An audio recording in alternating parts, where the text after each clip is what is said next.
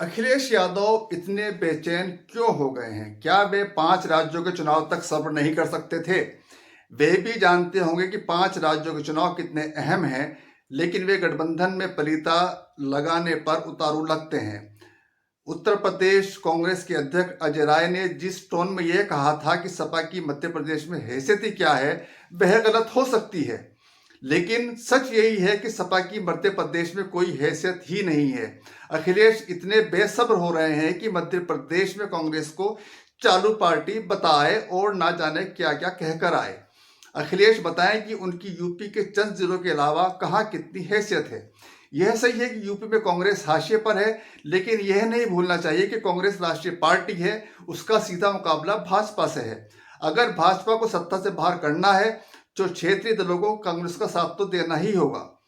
India गठबंधन बनाने का मकसद ही ये है कि भाजपा को मिलकर हराया जाए, लेकिन अगर अखिलेश यादव जैसे नेता गठबंधन तोड़ने पर आमादा हो जाएंगे तो 2024 जीतना सभी के लिए मुश्किल हो जाएगा।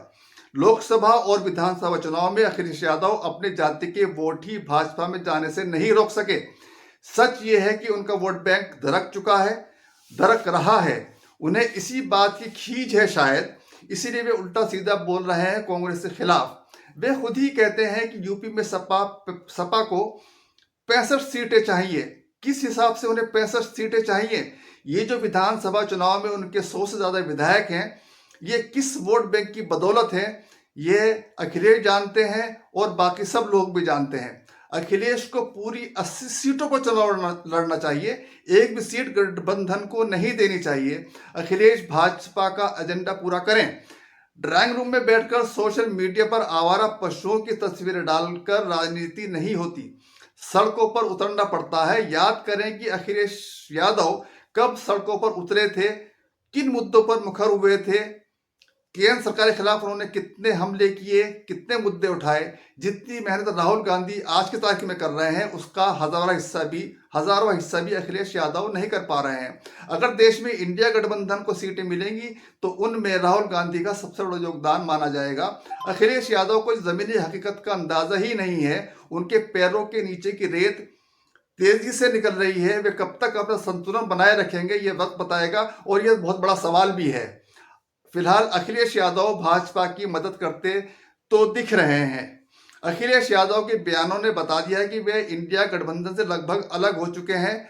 कोई भी समझ जाएगा कि अखिलेश यादव क्या कर रहे हैं और क्या करना चाहते हैं। उनके पिता मुलायम सिंह यादव की वजह से अखिलेश मुख्यमंत्री बने थे। इसमें उनकी कोई योग्यता, कोई काबिलियत नहीं थी। होती तो वह 2 बार चुनाव बुरी तरह नहीं हारते।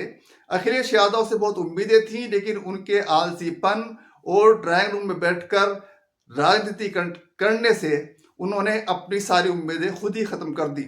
दरअसल समाजवादी पार्टी जिन पिछड़ों की राजनीति करती है, उनमें पहले भाजपा ने सेंध लगाई और अब राहुल गांधी लगाने की कोशिश कर रहे हैं।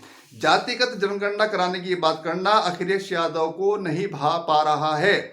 उत्तर प्रदेश में ओबीसी वोट बैंक की लड़ाई में भाजपा और समाजवादी दोनों साथ साथ लड़ते हैं लड़ाई।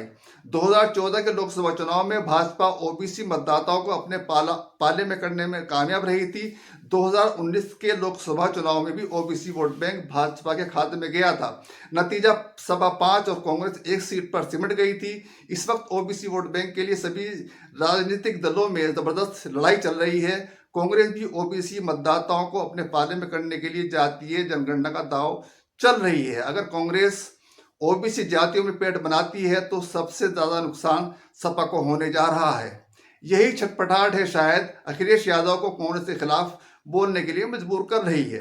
इंडिया गठबंधन टूटा तो फायदा भाजपा को होगा। क्या अखिलेश यादव भाजपा को फायदा पहुंचाना चाहते हैं? मुलायम सिंह यादव ने नरेंद्र मोदी को दूसरी बार प्रधानमंत्री बनने का आशीर्वाद दिया था। क्या मुलायम सिंह यादव ने इसके बदले में अखिलेश यादव की सुरक्षा मांग ली थी? क्या अखिलेश यादव नरेंद्र मोदी को तीसरी बार प्रधानमंत्री बनाने की राह पर चल पड़े हैं? अंत में एक सवाल यह है कि मोदी सरकार जब कमोबेश सभी राजनीतिक दलों पर हमलावर है तो सपा कैसे सुकून से है? ये एक बहुत बड़ा क्वेश्चन मार्क है। आप देख रहे थे जन विचार। संभव हो तो हमारे इस YouTube चैनल को सब्सक्राइब कर दीजिए। बहुत बहुत शुक्रिया, बहुत बहुत शुक्रिया।